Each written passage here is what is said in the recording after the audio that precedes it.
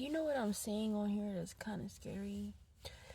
That I feel like people will find any way, do anything to get out of the fact that they've done wrong, to get out of the fact that they don't want to believe that God exists. And I know I keep talking about it, but it's really serious because we are in a day and age where people are really out of touch, and they don't have a sense of reality until something has happened to them that has made them accept that reality.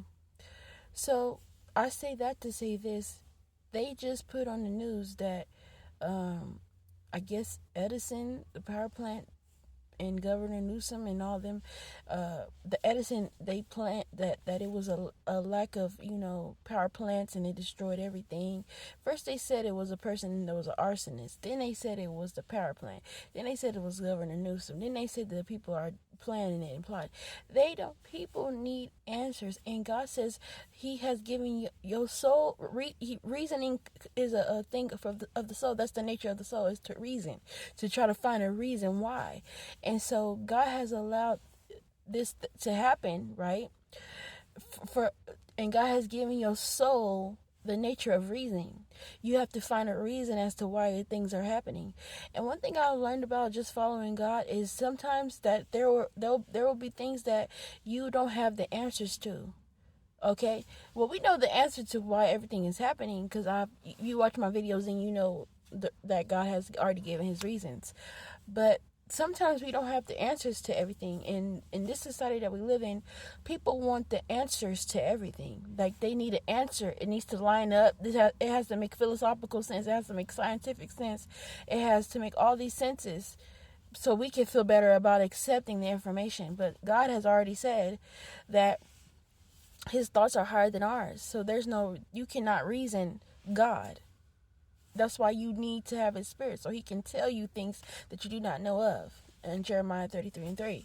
And so this is crazy to see that lawsuits are happening while like these people are sick, and like it's just like I don't want to be here no more. Like, it's just like the world is devastation, especially in California. Like it's so devastating to be here around people, and then you just know, like, even when I go to the grocery store, like, people move funny. Like, you could just tell, like, people are out of sorts and out of whack. Like, their mind ain't right. You could just tell, like, and I could tell when people have the spirit of anxiety on them because they move a certain way. Like, people that have anxiety are frantic. Like, and like, I move in peace, so I'm moving slow. I just take my time.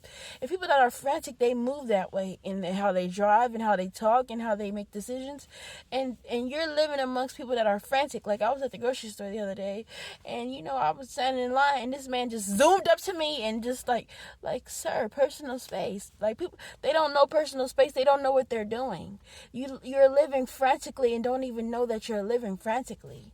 Like, you zooming past people, you don't have a sense of peace. Excuse me, peace is not with you. You don't know peace at all. Like, you don't have a sense of mind that's at rest. You don't know what that means to be at rest, okay? And this is sad. This is what we're up against. We're up against the spirits and principalities of darkness, and that the Lord is telling us these very things, and we refuse to believe them. And sometimes there's things that are hard to believe, but it's the truth. And people will refuse to believe what's true and believe the lie because they can see what's in front of them is more real than what they will believe in their minds that God has told them. I believe this better. Destruction is here. I'm going to, perish, or my stuff is gone, or I'm losing my home, or whatever this is happening right in front of you.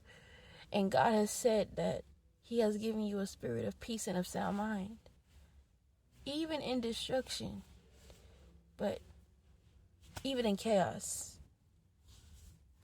He's still giving you peace, love, and a sound mind, and the ability to know that He still exists even amongst these things. But people refuse to believe that and just believe the lie that's in front of them.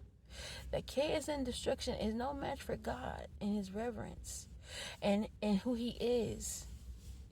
And I would want to know because I've went through so much. I went through catastrophe after catastrophe after catastrophe. If anybody should be losing their mind, it should be me. But it's just like, okay, when are we going to learn that we have to understand that there's some things we don't understand, and that we have to give that to God, and God will give us the knowledge and the wisdom, because knowledge and wisdom comes from God, and He will show us the things that we don't know about in due time. And so this world, like, it's already catastrophic, and it'll be more catastrophic because people's prides and egos fueling the flames even more. Like, you people don't understand. It's like you're adding more destruction and more destruction when you can't come to a peace.